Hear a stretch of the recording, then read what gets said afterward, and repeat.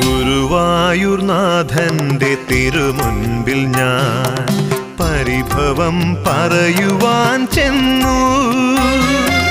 ഗുരുവായൂർനാഥന്റെ തിരുമുൻപിൽ ഞാൻ പരിഭവം പറയുവാൻ ചെന്നു. മനമിടറുമ്പോഴും മിഴി നിറയുമ്പോഴും ചിരിയോടെ അവൻ നോക്കി നിന്നു.